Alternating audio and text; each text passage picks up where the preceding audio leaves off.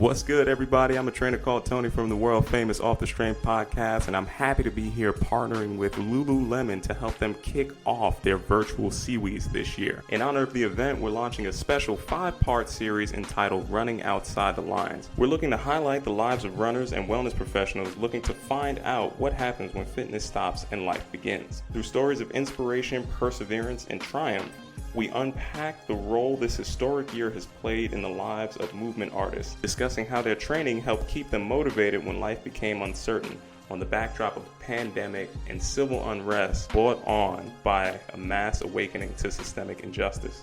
Though the stories and perspectives may differ, the sentiment to keep running towards a solution remains the same. No matter how high the hurdle or steep the climb, listen in to hear how when the course changed, these athletes weren't afraid to run outside the lines.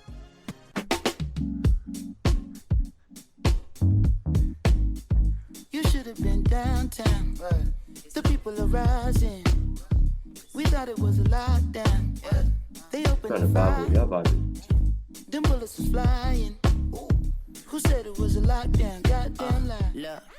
What's good, everybody? What's good? Welcome back to yet another episode of Off the Strength, where we're giving you the inside look into all things wellness culture. I'm a trainer called Tony, and of course, with me, I have some gentlemen of extraordinary league guys.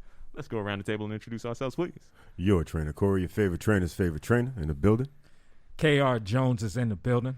That's right, folks. We got the full squad in effect. And ladies and gentlemen, boys and girls, listeners of all type from near and far, you are now in store for a treat. We got the man, the myth, the legend himself who came up with this idea of this running outside the lines on the phone with us right now. He's on the line, but he came up with the concept of running outside the lines. This is a complicated brother over here. We got to make sure we introduce ourselves to Show. Show, what's going on, fellas? Let's give a round of applause to Show. Oh, fellas, what's going on?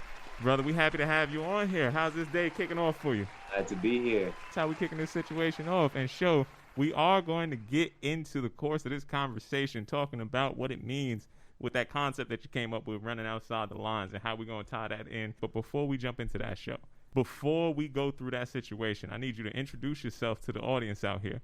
I need you to let them know who you are, where you're from, and what you're working on currently, and then we're going to jump into this off the strength style. So I'm Shodan Rodney, personal trainer in New York City, work at Mile High Run Club, teaching. I'm a run coach as well. So I work independently, so personal trainer, also Lululemon ambassador on my second year right now. So yeah, I'm throughout the city most days, well, when life is normal, training day to day, big into sports, but primarily, yeah, I just lift a lot. Train clients. I'm a father of 2. I'm married to a beautiful girl, so a lot of my time is basically I'm either working or I'm working at home. But yeah, that's mostly it for me in regards to personal tip. I'm from Trinidad originally, born and raised, came here at the age of 14, and I've lived in East New York since. So Trinidad born, New York bred. I got a nice little split. I hear you. I feel you on that. We're going to put up the right hand one time for the homie out here. We hitting that Eastern Parkway later on. We got to talk about this, man. Show, we're going to jump into this, a little bit of that off the strength style now, my man. So you gave us the background. You gave us where you were from. Show, one of the things that we got to do, we got to understand the man outside of the action. Show, I want to know who you are minus what you do. I want to know the why, Show. I want to get into that, the real root of the matter at hand. And the way that we like to kick this thing off, Show, I got to understand, where were you when you first fell in love with this thing we call wellness? Let me hear that story. Where was I? So it was more so, I feel like it might sound like a tall person dilemma. So while I was in college running track or whatever, and I had a job as well. So I was going to school full time. I was running track and I was still working. And I was just tired of wearing pants, man. I was like, this isn't it. Like, I can't live this life, bro. Pants aren't for me. Like formal work pants, jeans, like, I can't do it. Plus, I've always loved athletics. I love sports. It's always been a passion of mine. So I was like, you know what? Was a political science major, had trajectories going to law school. And then I was just like, will I be happy? So even at that age, I kind of knew that, one, me being in pants for 10 hours a day just wasn't it. And I just kind of knew that kind of route that kind of is forced upon you, like from your parents. They want you to be a lawyer, they want you to be a doctor. I just knew that wasn't it for me. So against like the better wishes of my mom, like I went into to wellness. Turns out I had an acquaintance, a friend of a friend, how things usually work out. Worked at the times, and like she got me my foot in the door there about 6 years ago, and yeah, never looked back since. So I started, worked there for like 3 years, and I was like, nope, I don't like working for other people either. So I decided to take my talents to Manhattan by myself, and here we are. There we go. With no pants on. With no pants. Winnie the Pooh in it. Hands off. Yeah, man, we out here. I fully support the no pants gang. That's why I'm trying to lead this motion show, and they was hating on me a little earlier, but I like your energy, God. I like where you coming in with this. Tone want to take your no pants thing a little further than you taking it. You probably mean to be in shorts. Hey, man. Hey, man, listen. Tone just got a shirt on. Stop trying to put me in a box. We talking about running outside the box, Corey. Yo, some lines you need to stay in. Stop trying to put me in a box. Never put me in a box if it eats tapes. That's what I'm trying to tell you. You need to stay in the seam. That's what you need to stay in. Ain't no seams if you ain't got no pants on. I don't know why y'all hating on my situation, man. But Show, you getting into the heart of the matter here, where you started off in that box gym and you're jumping into a storyline that we know very well over on this side. I have been also a part of that company. And my man Jones over here has been a part of that company. And we just got off the phone with Carter, who I also know was a part of that company. So there's an essence and a vibe, rite of passage in this New York City scene for sure, to jump into what that echelon of training means. And I think we might have survived and lived through a moment that is never going to come back if you really was there. You said 6 years. I put in almost like 8, 10. Kyle, where was you at? I put in a solid 4. I did a nice little, I like to call it undergraduate degree, if you will. You know, I'm a little more seasoned than y'all, so I was at Gold's Gym when I cut my teeth. Yeah, man. You know, it speaks to a whole legacy, and I'm sad to see Gold's being where they are at. We're speaking about a very specific time happening right now where the legacies of all of these big chains and big franchises are, you know, not where they once were. And people might not even understand the energy of what you had to do to come on then, to build a successful business, and then transition that business into an entrepreneurial effort and be on your own. To transition a product into a brand, into a business, is a real learned process. A lot of times, if we wasn't paying attention to the right thing in that space that we were in, you see some people not necessarily moving the way that they were supposed to move and proliferating going forward. Definitely. Yeah, it's definitely a learning process, but I think it's more so like just having the courage to do it, right? A lot of people I know are still working for big box gyms just because they feel like that sense of security, you know? Yeah. And I'm more, if it's for me, then it's worth the risk, right? If I fail, then I tried. Where'd you get that confidence from? I wouldn't view it as confidence. In my mind, that's not confidence. It's more so just, what do you want, right? So it's just having I just kind of look at things in a very pragmatic way. You can't want something for yourself and at the same time shoot yourself in the foot and keep yourself under like whatever is like not making you feel content or like giving you like satisfaction. So like if I want to do something, then I'm all in. Like for me, my goal isn't in life isn't to accumulate wealth. Like, and even like at a young age, it's never been about money for me. It's more so about just my life. I'm completely fine just being comfortable as long as my girls are good, my wife is good. Bills are paid. Like I don't need a big house. I just need contentment. I just need them to be learned and like understand the world. And I've done my job there. There we go, man. I like the idea of your definition of what I can hear in that, just being content and having that success and something that is meaningful coming from a very central place, right? That's that home front. But in this year, in this context, it seems like there's been an assault almost on everybody at the home front. In some way, shape, or form. Everything that you cherished inside of what you just labeled has had some kind of existential threat put upon it in some way, shape, or form, whether it was the pandemic that's coming around or whether it's the people that are inside the house and you going out and putting your livelihood and your working situation and the stability of that home at risk when you're going out for runs or anything in that kind of nature. That safety, that promise of safety that you get as a part of that citizenship is not in the position that it was in when we first started. Right? Or it's moved a little bit. Talk to me about that. I feel like that security was never granted. So in my mind, that security was never something that was mine to begin with, right? In my mind, I always looked at it as being a person of color as always being on borrowed time anyway. It was just a matter of when or what would happen to like change that circumstance that, you know, like people wanted to infringe a little bit more. So I've always been kind of aware of that, and not to sound like a pessimist, I prefer the term realist, but I'm very grounded in like how things actually play out in the world. I was like caught off guard by COVID, but I wasn't surprised by the response that came about from it, or like the attributes that were shown by leadership as a result of it. So in my mind, I was already well on the way. It's like kind of put myself in a position where I didn't need to rely on that hierarchy, you know? Yeah. But it did change the landscape. And as that landscape evolved, we've talked about this throughout some of the conversations that we're having in this topic. If you are somebody who is determined to be a professional in this industry, you had to have some kind of evolution happen in your process in order to stay relevant, in order to stay busy, in order to keep the money coming in when the landscape has eroded and changed. And, you know, a lot of places that we made reference to are not open today.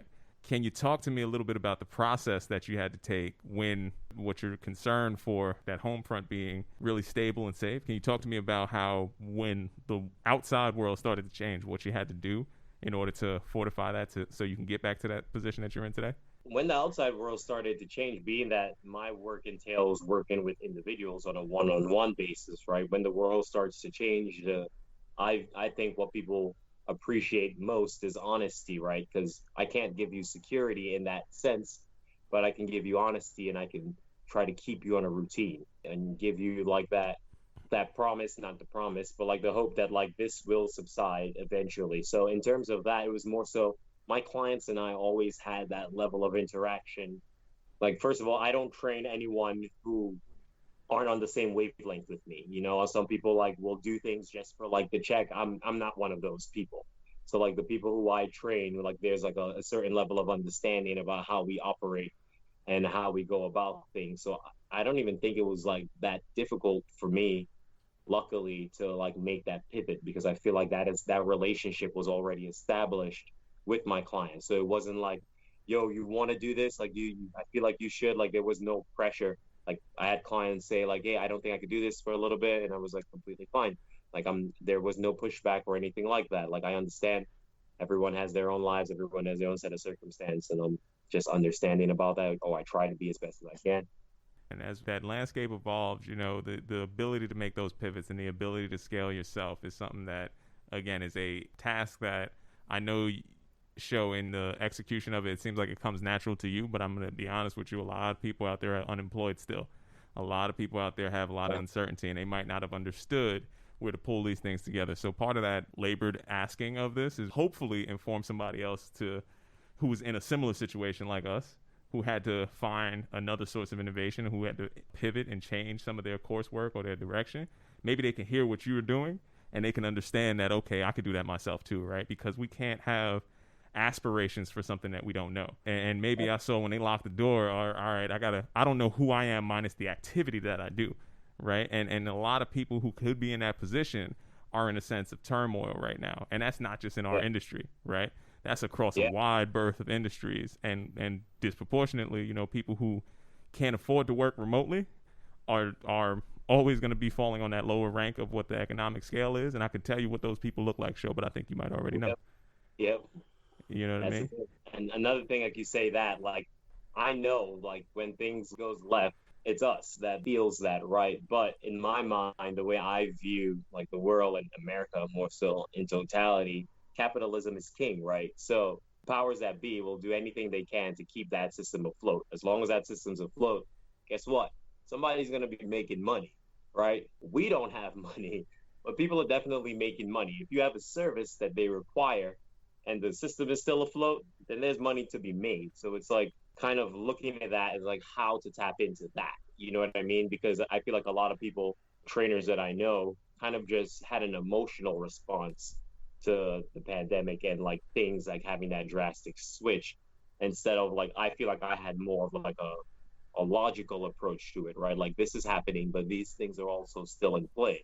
You know what I mean? So for me, I think it was more so just recognizing that and understanding that, yeah, you might lose some income along the way, but I only need to make X amount to be content and make sure things are paid for. So it's a matter of just kind of knowing how to move about that process and like getting what you, like your family, like your day-to-day kind of needs out of that, you know? Yeah, man. So it's a matter of setting expectation adjusting to scalability and, again, remaining vigilant as to understanding what your atmosphere and your environment is. I can totally echo some of those sentiments and understand where that comes from. And just in the context of what this whole conversation is based off of, Show, I got to understand, like, okay, so as you're doing that and taking care of the family front, how did this idea of running outside the lines come about, and what were you noticing in addition to what you had to take care of? What were you noticing that made you feel like you had to do something that was important, or make some kind of effort to enlighten people to the plight that we're facing, that there is some empowerment inside there? So I remember it being like a very deliberate thought of mine, like when the protests and everything were going on, in my mind, because I have my kids, right? So I wasn't out there like holding signs in like a crowd of 10,000 people. That just wasn't like a plausible thing for me to do and come back home and like, be fine. So I wasn't out there on that front. So I felt like I needed to do more. So I kind of had to like take like a step back and understand that there's more things that can be done to push awareness and to like be an ally, and you don't necessarily have to be out there holding a sign. That is definitely a needed aspect of that, because people respond to seeing that stimulus, that visual stimulus. In my mind, I was just like, I want to do more, and I know that wasn't a possibility. And it just so happened that the people at Lulu, I don't know who the powers that be, I think I kind of just spoke that into existence, and they hit me up and they're like, hey, what do you think? Because they know I'm like an avid runner. Like, what do you think about this? I'm like, what would you do? What would be like your call to action here? And right off the bat, my mind was, so it was kind of because of COVID that I had to come up with the format that we did. Because initially I wanted to do a big run, right? With like hundreds of people, obviously not plausible, right? Given the landscape. Wanted to do a smaller run, like pockets of 5 people. It wasn't plausible. So it was kind of out of necessity to change, because the ideas I was having, they weren't working, and it was fine. Think of something else. So I sat, I was thinking, I was like, what kind of running is impactful? And I was like, okay. And then I thought of a relay, right? Like a regular track, if you're familiar with a relay, like a say a 4x4 concept, right? So there's a relay, there's a baton. So it's like that 1 mile run. Everybody runs 400 meters, just using the 4x4 as an example. And the baton is traveled around that track by 4 individuals, right?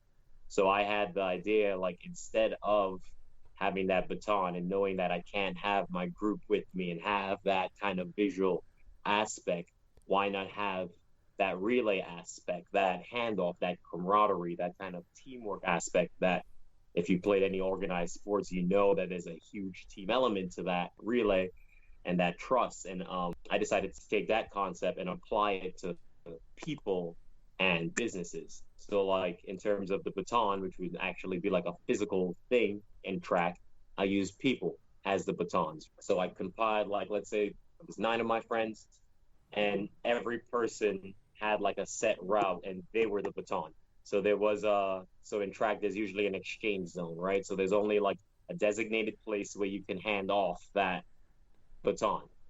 If you go out of that exchange zone in track, you're disqualified, right? Our exchange zones, I had the idea to bring awareness, to bring light, because I felt like our voices as like people of color needed to be heard. Our businesses, especially more so now than ever, needed to be supported. So I felt like if I use these businesses as an exchange zone, then I'm also pulling them into the fold. And if I could somehow capture that on film, I feel like it would be that much more impactful. So that's where that came about, like that really. And then once that thought was there, the rest was kind of easy, right? I've been a trainer for X amount of years. So similar to yourselves, I'm sure you have like a roster of people at your disposal that you share that feeling, share that sentiment of like how you feel about what's going on in the world. And they were more than excited to jump on board and help me with it. Like they were all stoked about the project. And yeah, it's kind of how that came about. Right on, man. We definitely have a coalition of damn willing out here, Show. Willing and ready. Hey, we got some able bodies trying to move, uplift the people, movement of job people. You know what I'm talking about, brother, over there? You feel me? You feel me? Show, tell us in your mind and your concept, we talk about outside the lines. What are the lines to you? The lines for me are and this might get a little deeper here, but the lines here for me are like the restrictions that are placed upon us, right?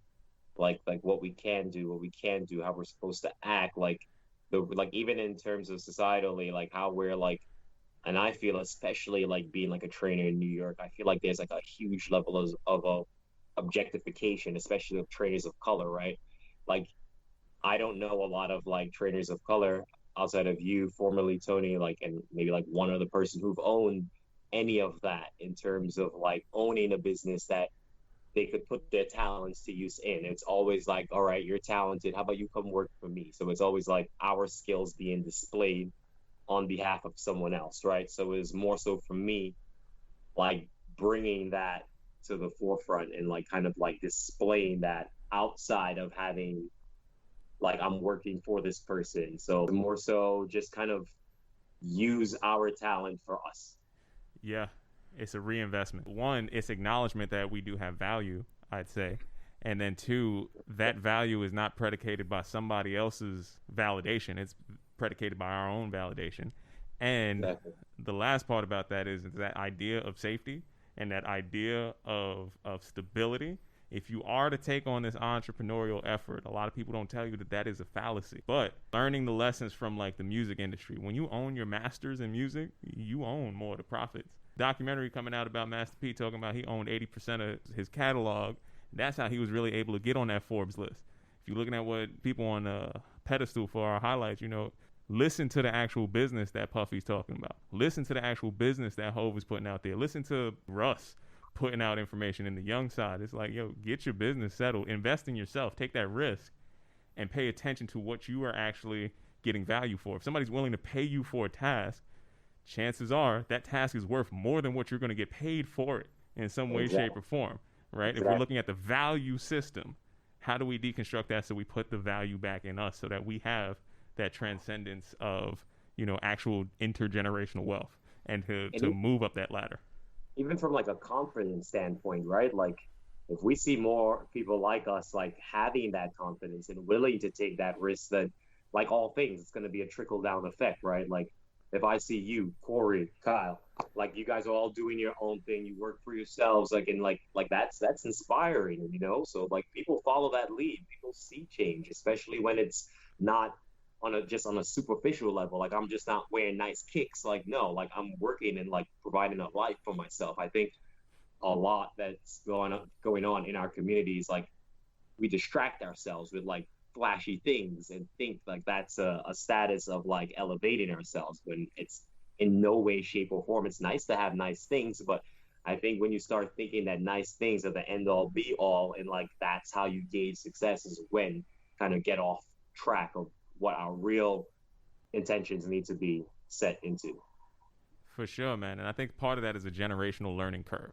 So we're really just getting to the forefront of, I'd say, the advancement of most of this middle class moving up in some way, shape, or form, having the wherewithal to understand what true intergenerational wealth is. I think that the generation that's a little bit before us is finally starting to understand what assets are and how to manage those and give opportunities and leverage that. And it's happening in a small window of time. We're trying to learn all the lessons to undo a lot of the stuff that had oppressive impact on generations worth of people to get up to this side. That real generation of like upper middle class black wealth is only getting there now, right? So everybody that's coming after that has to kind of learn from everything that preceded us, you know. And we're trying to educate and move at the same time. So I can't even vilify the fact that we had the peacocking instinct in us, that we wanted to show off. Yo, listen, I don't want to come outside looking any kind of way, you know, because I don't have value in the home. I got to put value on me.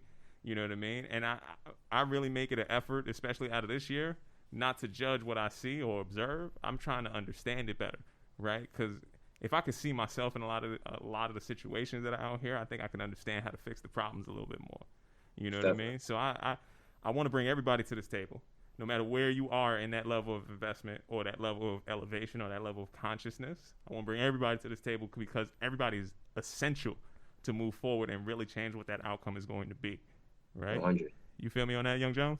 Of course, I definitely feel you. Shaw, one thing that you said that I want to harken back to is you spoke about being a member of borrowed time or being on borrowed time.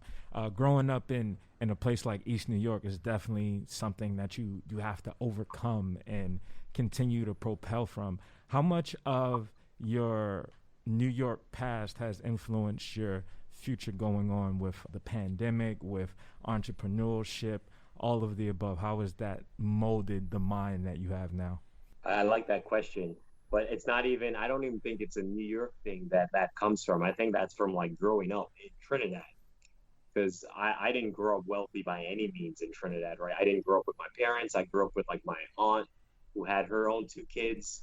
So it's like I almost grew up as, lack of a better word, almost like an afterthought, right? So it's like I was kind of used to that. Like even at a very young age, I always like was very able to see like outside of like the norms, I would say, more so because I had to, right? Like I didn't have that kind of security that like most people have. Even in like when I came here, like when I like came to the US and I saw like how like other people lived, I was like, even if they were like what it was considered poor here, like in Trinidad, like you'd be doing pretty well off. So it's like I feel like my experiences like my early formative years into like my early teens, and then when I moved here, I think it was different. And I think it's the education, to be honest, man. Like it all comes down to that education system, because the education in Trinidad, like a lot of people might not be rich, but the education system is like different. Like I moved here when I was 13 going on 14, and I was probably at the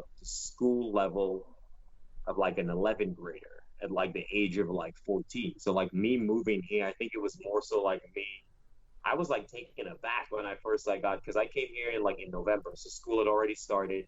I couldn't start high school because all of the schools were filled, so I had to go to 8th grade when I came here. So like I was like a year back, and also I was still like educationally ahead of the people who were already still ahead of me. You know what I mean? So it was like, and I could literally kind of see like all of the intellect that I had like at a young age kind of like disappearing, like just for that kind of need to like wanting to kind of fit in.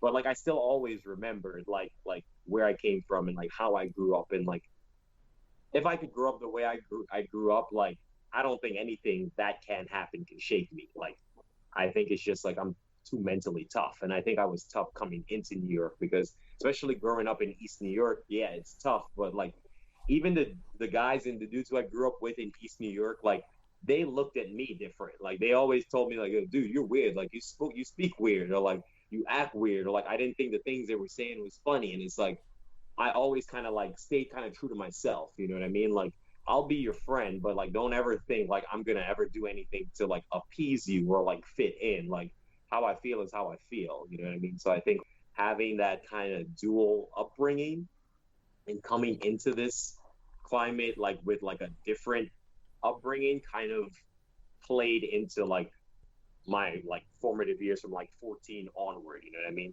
Don't get me wrong, like I've like made mistakes like everyone else along the way, but like on a deep introspective level, I think having that definitely helped. Got a question for you, Show. Staying on these lines, what's the finish line for you? Where do you feel like you've done it, like you've accomplished? Like what does accomplishing your goals look like to you? I don't know what that is. After you accomplish a goal, there's always something else, right? In my mind, I think you have that same mindset, just being as like an athlete and being a trainer. Like I feel like if you ever feel like you're content, as long as like you're still able-bodied, and even if you're not, like your mind is always working, right? There's always more to learn. There's always people who teach. There's always people who know less than you who would benefit from knowing more, right? So I never view it as something that's done. It's just what's next.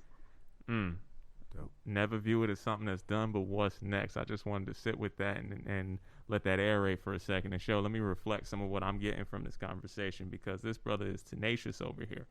He is relentless with his pursuits inside there, and he is determined to see some factor of that stability and that success come back to the home front. Show that is a characteristic and a trait that I would say everyone who takes on with a level of sincerity the name of being a trainer, the name of being a coach, the name of being a motivator and a wellness professional in the true idiom, we are well endowed with people who can take that courage and transition that courage into a thought, into an action, into actually an execution. We have so many of those people that may be disembodied right now because the thing that they used to do isn't true today. But I do think there's, with that wealth of motivators, with that the cachet that you spoke of people that you can call on at any point in time who know how to get people to get up, get moving, and get to actually start to do things that they couldn't even believe in. I think now more than ever, it's imperative for us to use our talents to engage in the type of social reconstruction that we really do want to see. Exactly. Yeah, 100%. Like as a trainer, like a lot of people look at themselves as a trainer, and I'm sure you guys have seen it in the gyms. Like, yeah, your job is to help people reach like physical milestones or like pinnacles that they didn't think they can do before. But in my mind, it goes like well beyond that, right? Like a really good trainer to me is like borderline a therapist as well, right? Because like you guys know the deal. Like if you're dope, and Corey, you've been in this business like forever, so you got to be good, or else it would have spit you out a long time ago. They would right? have kicked me out Like by now. the relationship you build with your clients is so much more than like just pick this up, put that down. You know what I mean? Like it's like an interpersonal. Like you're seeing this person like 2 to 3 hours a week, and you're talking to them for 2 to 3 hours. And I think about that often. Like, who in my life do I speak to for 3 hours a week? No one, right? So these people are part of your life, and even though, like, granted, yeah, a lot of the times, like if you're the trainer, your client is probably of an elevated social status than you, but that's also something that you could learn from, you know what I mean? Like, so I learn from my clients the same way I teach them, I take from them also, right? So it's a give and take, I think, like having that relationship. I think a lot of trainers, like you said, put themselves in that box, like, oh, I can't train, so like I'm not a trainer. But you are a trainer, because what you do as a trainer is so much more than just like developing a body, right? Like you're developing a mindset, and you don't need a gym to develop a mindset. So, Man, so much involved in a name, brother. So much involved in a name. One would think that a trainer called Tony might have thought about that a couple times ago. And show you unpack something that is very important there. So I do want to take again another moment to just really give it its proper diligence inside of this conversation, because you mentioned something that I think is the most valuable asset that people who take on this doctrine of being a trainer can have, but they don't necessarily utilize all the time. And it's that transformative property of you working with somebody who is not in the same strata or the same world or the same, level of experience that you have in life, giving them a little bit of insight. Being able to lead a leader is a very important thing. You're talking about people who are at the top of companies. You're talking about people who are in the decision-making positions across the government side. You're talking about people who own these Fortune 500 companies often, right? So it is one of the greatest hacks that I've ever done in my life, is be able to give people who are in the pole positions across multitudes of different things, give them inspiration, give them power, give them belief in themselves. And as I am teaching them, I'm learning at the same point in time. and I feel like that point is like important too, because it's not even like giving them the power. So like I'll use a client I had in the past, and like he's from like a pretty prominent family, all that good stuff. Like he in his verbatim, he told me he trained with me for years until he moved, and he was like, like I love training with you because you don't just tell me yes. It was like everywhere in my life, people just tell me yes. He's like, you tell me to shut up, and like I keep him on task. Like, and I feel like that's like a huge thing that like that might just simply be overlooked, right? It It's shouldn't like be. that you can bring that level of sternness and talk to them like in a manner that like probably no one else would talk to in their day to day, and like at the end of the day, they didn't die, right? They know that like there's still that mutual respect. Well, I can tell you, like if you're like, for lack of a better word, like I'll call you on it. You know what I mean? Like my clients know, like if I see it, like I'm gonna say it. Like I'm not biting my tongue for anyone, and like they know that there is still love there. You know what I mean? Like I'm not saying anything to hurt you. Yeah, and there's an important reason as to why that can happen in those instances. It's because that playing field has now been evened inside of the context of where you are. So you're in the position of having leverage when you're in that position of giving the information. You're teaching, you're learning, but we've already established what your value is to a person whose life is likely to be predicated by investment strategies all over. They find an expert and they invest in that expert, and that expert gives them the information to help them get to their destination as expediently as possible with the best possible inputs along the way. Follow me through on this one. Oh, right? I'm already there. So we coming into this situation, right, where if I'm looking at a true cross-section of what Americana could be, the gym is a perfect microcosm for that, or what used to be the gym was a perfect microcosm for that. You have strata of people, literally, from every different demographic. If you go back to the institutions that you're talking about, what's the maintenance team usually looking like? What's the training team usually looking like? You know, what's the clientele looking like? Who's owning and operating these gyms, right? You got a little bit of everybody that is a part of this American experience inside of one vessel. It's the only time you get to talk to each other honestly. And it's the only time that meritocracy does actually hold up, because you got to still put this work in. I don't care what business you ran outside of here. You ain't going to get this bar up off the floor if you ain't putting the work in, homie. What's up? Like, I don't care how you give it up when you're, you know, on Wall Street. You got to come in here and get these miles in. How much money you made today? Yeah, Don't matter. Like, your legs are here or they're not. And somebody's going to dust you on this track, right? That we got to keep coming back to this side. And the more we have places where commonality can exist, like in sport, and you build those things like team and trust and see that shared accomplishment through some type of adversity means that we come closer together. So I think that that's where the transformation can really start to take place. You could take that out of fitness too. Well, Like, that's the task, right? Only in fitness, right? So it's like it's the exact same thing. You take one model, you can apply it to the next, right? Yeah. So And how do we get that? like- That's the question I want to know, Sho. How do we get that magic that we just finished going through? Because you're talking about, again, somebody that's in the millions, billions in some cases, talking to somebody who's a thousandaire and having a real conversation about where value can happen, and having a really in-depth conversation about how you can change your life. I'm going to give you some game that, you know, you start investing in these different things and you can change your whole circumstance. You know, where's that going to go? How do we take the talent that we have as leaders in this physical movement to transcend into some of those spaces where you were alluding to that shouldn't just be inside this environment, it should apply to other places? How do we do that? I feel like how that's done is one, establishing that interpersonal connection. So like you're saying, like if these people who are experts in their field, like if they do have that level of comfortability with you, then they have no apprehension into letting you into that world. And that's just usually how that works. Someone gets comfortable, guards come down, secrets start to come out, or like, you know what I mean? Like, so I think like that happens as well. But I think it's also trying to make people or let them know that you're more than what initially was perceived. Like this is more than just a six pack and some biceps. Like this is sharp as hell up here, right? Like there's knowledge in there. And I think again, like being able to like speak on like different things going on in the world intelligently, and like being able to quote books and things like that, like let people know that you're more than that. And they're like, and I think they start to shed that notion like, oh, this person is just strong and can teach me how to lift. This person is like smart and like is like on par with me, but like they just didn't have the same circumstances growing up, so we aren't on the same, you know what I mean, the same social ladder right here.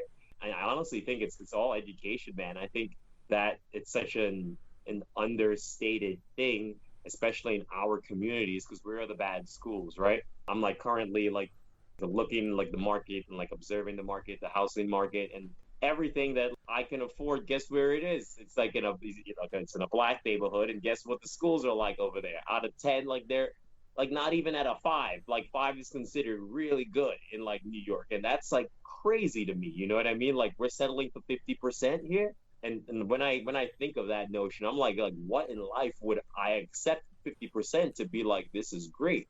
You know what I mean? So I think it's just holding ourselves more accountable and pushing the people that have that position of power to recognize us and to hold them accountable, because I don't think we do that enough. I think a lot of times people in power, it's like authority figure, they're like, oh man, like let me not step on those toes. No, sometimes you got to step on those toes. You got to break a few eggs. Yeah, man, you should be able to be assertive and effective, right? And Sho, that's one of the conversations that I've had with myself a long time ago, the difference between being right and being effective. And just to close out that thought, it started when I was leaving that box gym. And on the notion of I was right about a lot of things, but I was wrong about how I went about that, right? And in that context of masterful networking, of being able to gather resources across different genres and solve these complicated problems, I had to be effective, right? we have to be effective in this effort to try to elevate and try to transition between the state that we're in and to the thing that we're hoping to get to. We have to be able to take all of the learnings that we've had and apply them in a way that's going to give us the opportunities that you're speaking of right now. So you talked about a couple of things with your relationship with your clients, developing them physically, but also emotional intelligence and that level of accountability. How does that carry over from what you're doing with your clients to what you're doing with your daughters, especially since you're raising children that are multiracial? They have all these other aspects that are going to be affected by society. How do you keep that information in them and maintain that pride while keeping them aware of what's going on?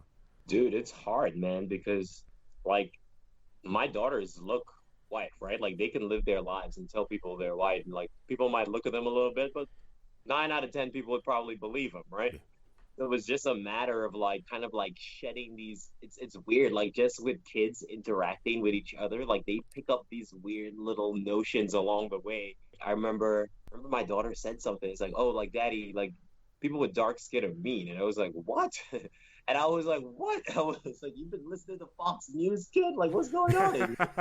So it was like, give me the remote. So it's just like, but like that was probably said to her by another child in a completely innocent way. You know what I mean? Like like they have no idea what that means on any kind of level. But it's like these kind of thoughts that like stick with them. And like as they get older, they start to take these little notions that they deem to be true at that age, and they kind of build upon it, right? So it starts like this little foundation, which at first had no meaning, no substance. They were just words that just stuck. And like they start to build upon that mold. So for me, it's to make sure that that foundation is grounded in something that's like logical, something that makes sense, something that identifies who you are as two interracial girls living in America. You know what I mean? So I always hammer home the points. And as soon as they can read, oh man, I got books lined up for them. Like this is not going to be like, you don't look like us, so you get to get a free pass on the other side. No, like they're going to be very much invested and know like where they are or where they come from and like their heritage, their lineage, like what's in their veins, and push to see that better for all of us. So that's my goal. My goal is to have my daughters willing to fight for the rights of themselves and people of color. Like a lot of times you'll see people, they won't say things because they're not affected by it, right? Like if you happen to look a certain way, you could just kind of skate by pretty unscathed, like usually, like given pre-COVID, all that, right? So it's like me to make sure, like, let them know, like, their voice counts for a lot, and to never, like, give into that notion of being, like, content and because you look a certain way or because you don't necessarily have to say anything, and I want you to want to say something. So it's just about, and like for me, it's like, it's always learning, right? Like I have to constantly keep learning. And the way I learn things is like, if I want to learn something, I'll learn. If I want to, like I was telling Tony, if I want to read a book, like I'll get that book, I'll read that book. If I want to learn astrophysics, I'll look at YouTube. And the thing is, like, I think that people drastically underestimate the resources that we have at no point in history have we ever been able to consume this much of information on any scale. And I think that's like a drastically underused tool. Like you could learn everything about every aspect of history in your house, like on your fingertips, you know what I mean? So like, I want them to be able to use that. I want them to be curious, and I want them to like look things out, like search things out if they have that curiosity, you know what I mean?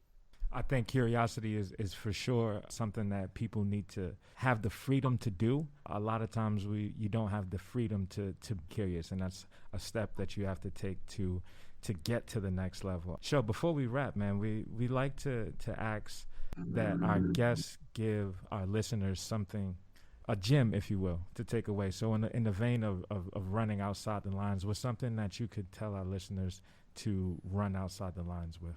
Don't be content.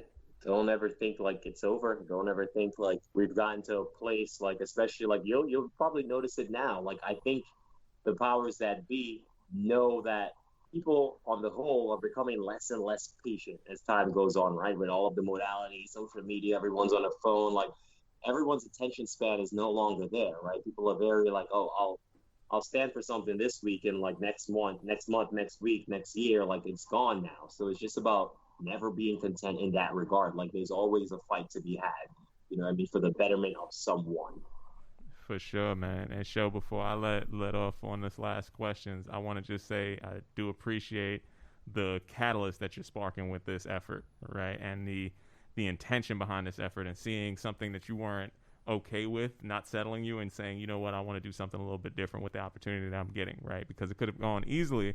I just want to better myself, and I could go. Don't thank that, man. As I said, it's not over, so I don't even want the thanks. I want to be inspired to keep working, like with like-minded brothers like yourself. Oh, that's absolutely what I was setting you up for. I don't even want praise, because somebody praises you, like, you tend to relax a little bit. You know what I mean? Yeah, but so you know what, my brother, I do want to accept that. I receive that because I know that logic, and I've used that logic myself. But you're going to take these flowers. In this day and age, it is important.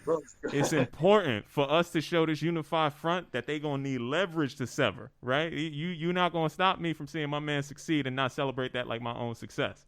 So I 100. Do want to see that. And I do want to take that effort and put that out there and say, thank you for having that thought. And as you're lighting the candle for somebody else to go, or handing the baton off, even better, right? We're going to keep that analogy. As you're handing the baton off, what are you hopeful that comes from this effort of running outside the lines? Like, what's something that you want to see somebody take away from this whole experience that we're putting together? So I just want people to see the message that comes along with it, right? Community aspect, the camaraderie aspect that dwells in our neighborhoods, in us as one unit, as people. And somewhat, the message is more so in that video, in that content, is more so for people who aren't of color, for white people, you know what I mean? People in those positions to watch this video and see that there is togetherness here, there is cohesiveness, but it needs help. You know what I mean? Like, we need to be a unified front as people of color, and just people in general, right? I feel like a lot of people have lost that, what it means to be human, to look at someone and care and feel. You know what I mean? So I think it's just about reconnecting with that. Righteous, man. We're going to get this reconnection going down. We're going to keep this accountability going forward. And like I said, brother, this marathon is still going on, baby. He passed the baton, so now we got to carry it on, fellas. How you feeling on that? There's a couple sprints in this marathon, right? Woo! We're going to have to do a couple legs.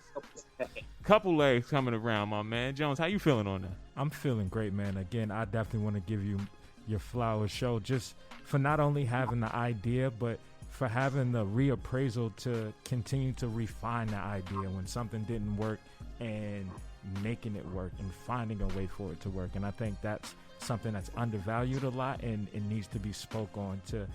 It's not good enough to have an idea. It's better when that idea is executed and continue to execute. On a personal note, I tried to hire Show back in the day. He turned me down, and I'm so glad you turned me down. I'm so glad you did, man. I love where you at now. That wasn't me, though. I wanted that. It was the powers that be that didn't get along with the powers that be on your end. Facts, yeah. Basically, people saw his value and were like, nah, you ain't taking my man. Basically, that's exactly what it was. They were like, they saw the value. Nah, you're not taking my guy. That's what's up, man. We're a long ways away from that now. Thank you. Yes, sir. Hey, man, listen, these paths keep crossing, and we keep seeing that the value system is here, and the value system is here to stay. As long as we reinvest in ourselves, we will go fast by ourselves. But Show, I want to offer you something that we will go much further together on this race, on this run. My brothers, how y'all feeling on that? Yes, sir. Oh, yeah, Show. Thank you again, my man. Appreciate you for everything. And we're going to keep this thing going with this running outside the lines and this virtual seaweeds that we putting out. Hopefully everybody gets the impact that you said that you wanted on side there, man, because I know I'm walking away with a lot of value and a lot of new comrades to go and take this front exactly where we need to take it, brother. Yes, sir. That's the plan. Hell yeah. Once again, it's been another fantastic episode of Off the Strength. I'm a trainer called Tony. You're a trainer, Corey. KR Jones. Peace and much love to y'all. Until next time, we'll see you soon. Wash your hands. Thanks for tuning in, everyone. I hope you had as much fun as we did. For more with KR Jones, your trainer Corey, and yours truly, a trainer called Tony. Be sure to tune into the Off the Strength podcast, dropping new episodes every Tuesday and Thursday across all digital service providers. And if you love what you heard, don't be afraid to tell a friend, like, and subscribe. For more information, be sure to follow us on our Instagram at offthestrength_. Thanks for listening in. Peace and much love. Till next time, we'll see you soon.